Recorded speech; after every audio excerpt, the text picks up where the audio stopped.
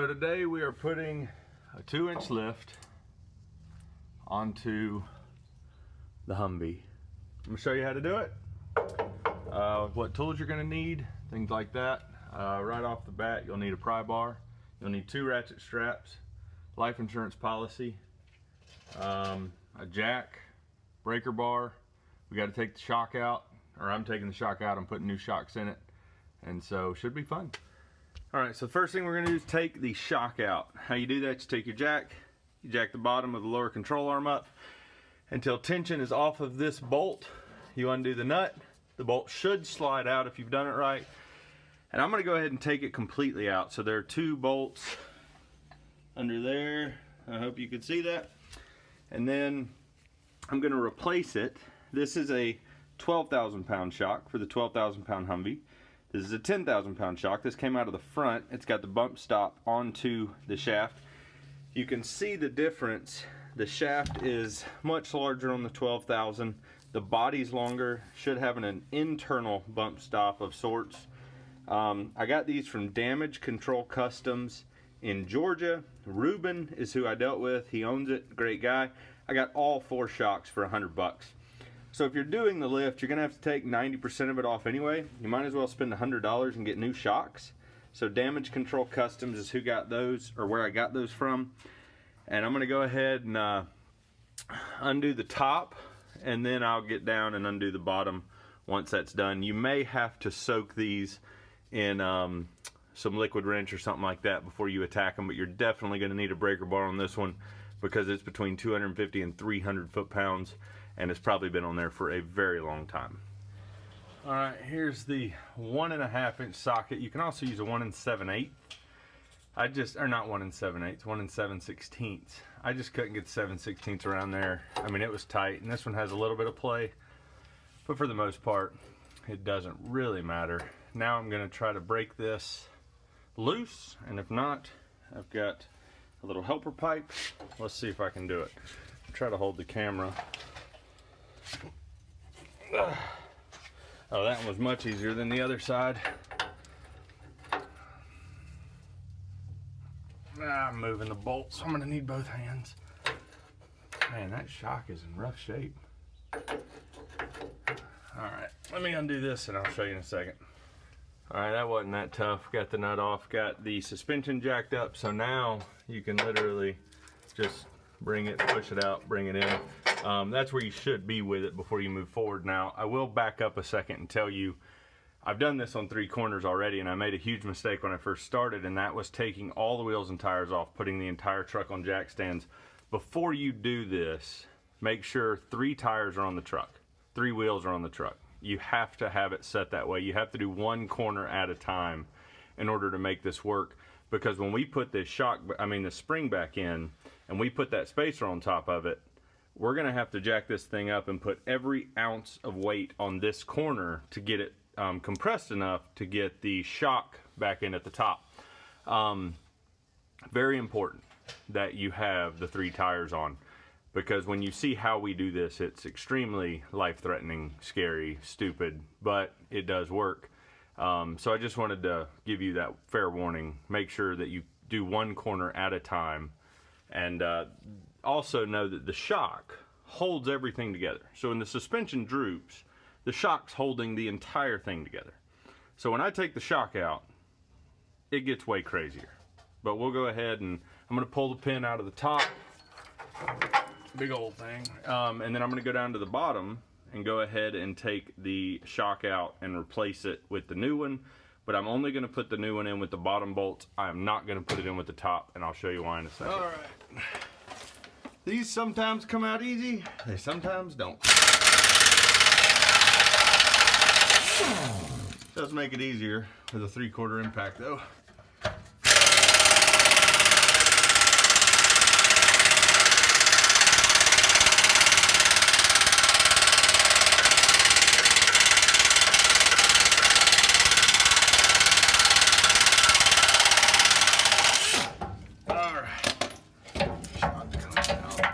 There you go.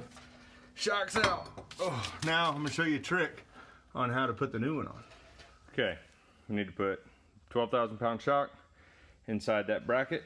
Now the important thing is the bracket only mounts one way, and the shock has to be at a perfect angle, because if you don't put this bracket and this shock at this angle, it will not go back in the Humvee correctly, and you won't be able to line up that to the upper shock mount. So what I did was I took a piece of cardboard, drew on here the shape, get it lined up, and the first shock was a little off, so what I'm going to do is I'll get it lined up there and push it a little forward, but that's it. So now what I need to do is pull this shock bolt off, this nut and this bolt, and I will tell you, even with a 3/4 inch impact, that thing's tough. So you may need to squirt it with some PB Blaster, let it sit for 15-20 minutes, but I'm going to give it a shot now and we'll see what happens. All right, that, like this. It's 1.5 inch socket again. Woo.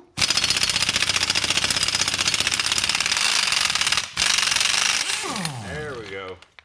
Man, that was now remember, the text on this side is the side the nut went on. They only go back in one way. So text right here on stamped on this bracket, that's where the nut goes. So I just have to remember that, and of course put Loctite back on it, but I'll show you in a second. Okay, so now I've got the new shock on, brackets in. I've tightened it just enough where I can still, move it and it'll stay. Because now what I'm gonna do is stick it on the, let's see if I can move that around here. I'm gonna stick it on this piece of cardboard and see if I can't get it lined up. That would be pretty perfect, but remember, it was leaning a little forward, so still not where it needs to be. Go down a little bit, just making these little adjustments.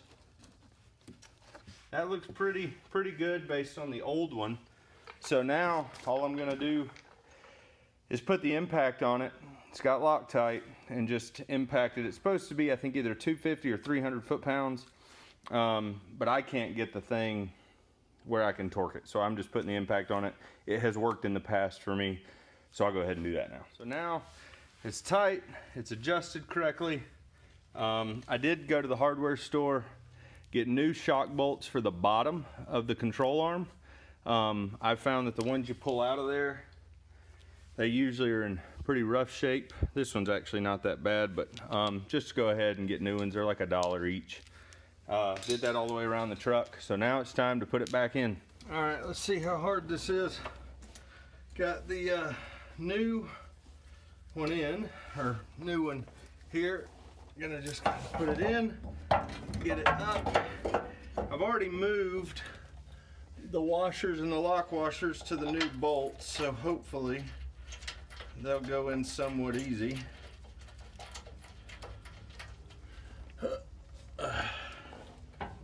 Sometimes this is tough to line up. This one looks like I got kind of lucky with it.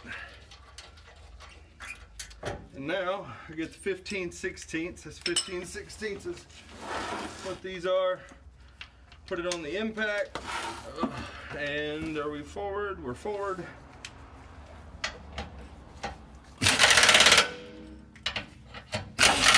I'll go back and torque those a little later, but now what the top shock mount we're not doing, just these two bottom ones for right now.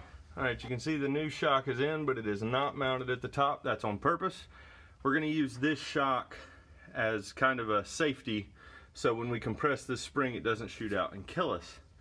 Now what we have to do is get the shock out, the spring out, and to do that, we are going to go back like we did with the ball joint video, and we're just gonna undo completely the 4 bolts that hold the lower ball joint to the lower control arm, and then we're literally gonna grab the geared hub and pull it out of the way, so the lower control arm, we can use our foot and push it down, and it will literally go all the way down and the spring will come out. So I'm gonna do that and I'll show you in a second. Okay, I got the bolts out.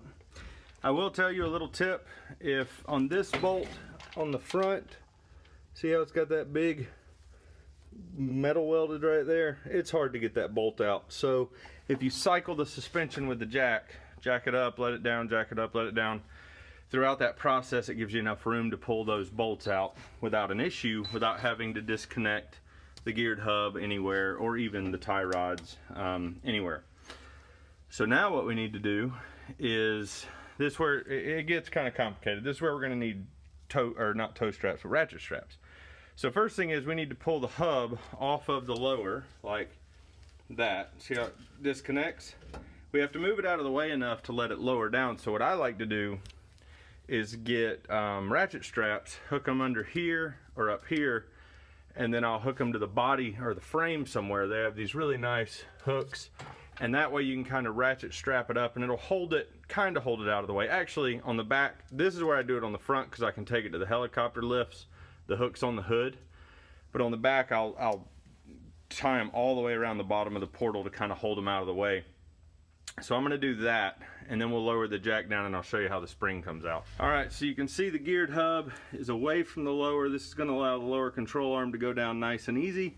I will say that the way I did it, I ratchet strapped. Now I have these rails that I put on the bed, and so I'm able to kind of use that as points to come down and pull it away from the lower. But now all I got to do is lower the control arm, go ahead with that, and we'll watch as everything comes down. I do have a jack stand under the truck. I hope y'all just know that from common sense. 6-ton jack stand, and now we're going to lower, and the shock will actually hold the spring. It's going down. Now it goes down a good bit. Lowering down, and the shock, yeah, so there you go, that's down. And now what I'll do is, normally I just push down, but see the shock's extended, so I'm gonna have to push the head of the shock down to give it enough room to come out. But you can see how low it goes to the ground, and I'll show you a different angle from kind of behind the truck.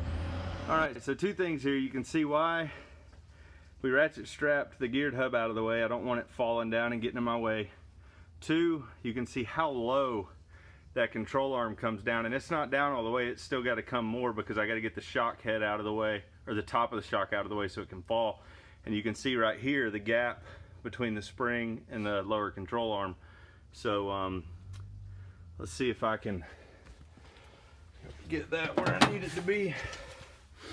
So we're gonna, let's see here, get that down.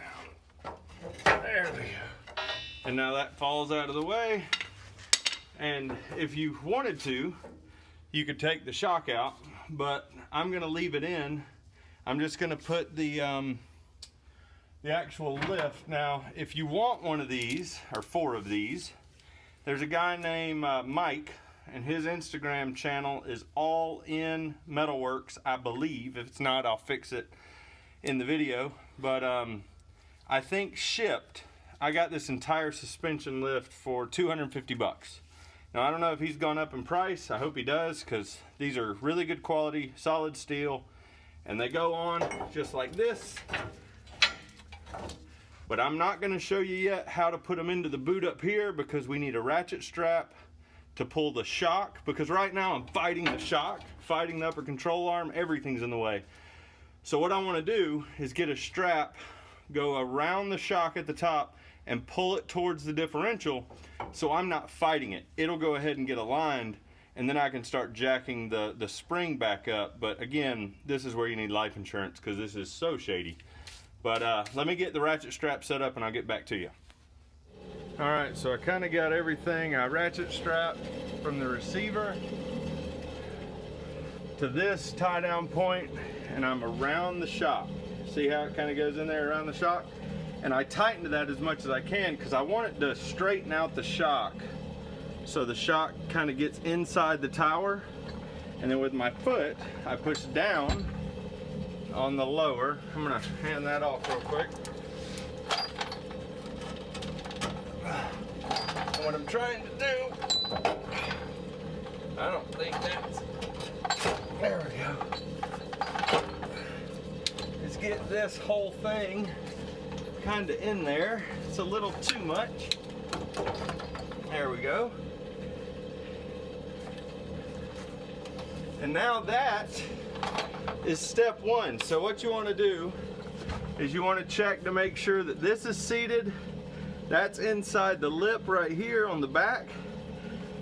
The back's going to be in, and then you want this as close to being lined up as possible. And now all we do is say a prayer and jack up the lower control arm, and it will compress all that. And we have to compress it until we get the head of this shock hole lined all the way up here. So it's a lot of everything.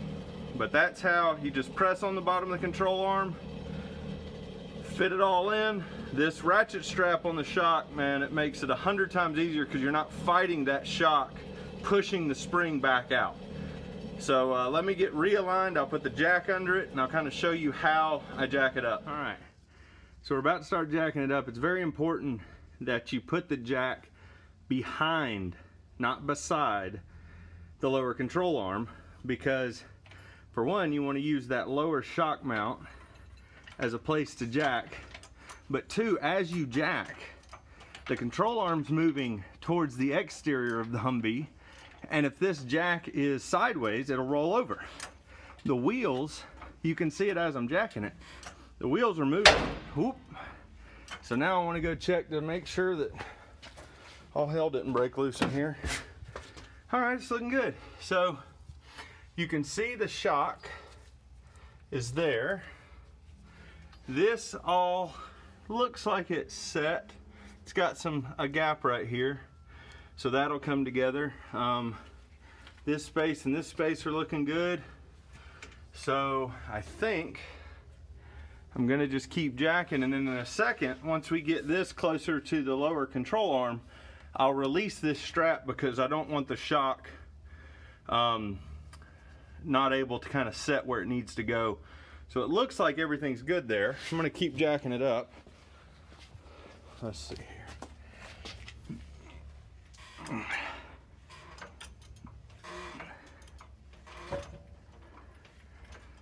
All right.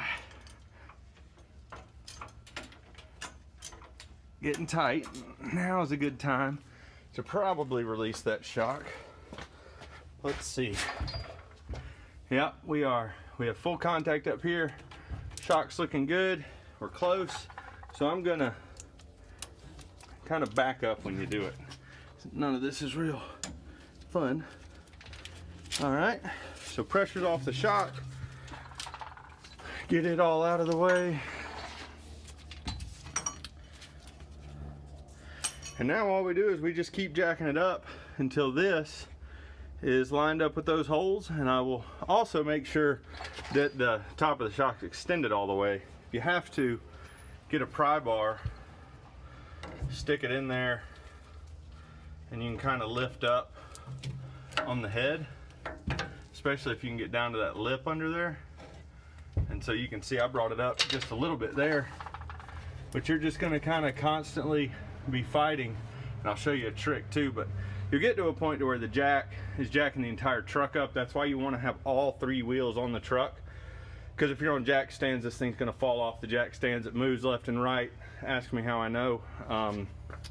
So just have all three wheels and tires on as you're jacking it up, because you need every ounce of weight. The front for me was a lot harder because I think I had that lighter motor, the radiator was out of it, etc. The rear springs seem to be a little bit softer and a little bit easier to use, so we'll see here.